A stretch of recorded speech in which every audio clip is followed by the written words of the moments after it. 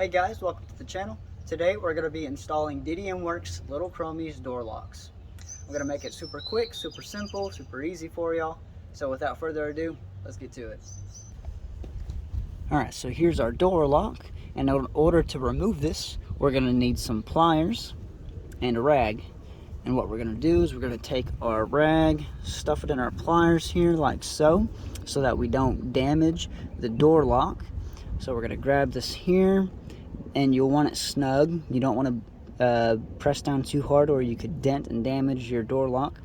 And you'll just turn it to the left until it slowly starts to unscrew, and then you can take your fingers and undo it there. So here we have what it attaches to, and here's our door lock. And I'm going to compare it here with the DDM's Lil Chromie. So here's the OEM, here's the Lil Chromie. As you can see, the Lil Chromie is just a tad bit smaller than the OEM, and it is much nicer looking. So we're going to go ahead and get this installed here. Alright, so when it comes to installing DDMWorks Lil Chromies, as you can see, it just slides around in there. There's no thread in this whatsoever. So what they did here is they provided some Loctite so that you can just slide it on there and it pretty much just glues right in there, which there's nothing wrong with that. I think that's pretty much what they did with the OEM. If you look at the inside, there's not really any thread.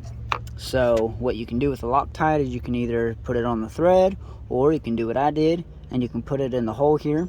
If you do put it in this little hole, don't put a whole lot, because if you overfill it, let's say you fill it to the brim and you squeeze it on there, it's squeezing all that and you're going to have all this excess inside your door frame, and you don't want that. So just a little bit, enough to grab a little bit of the thread, not a whole lot. So squeeze it on there, just like so. Nope. So I went ahead and locked it, looks like.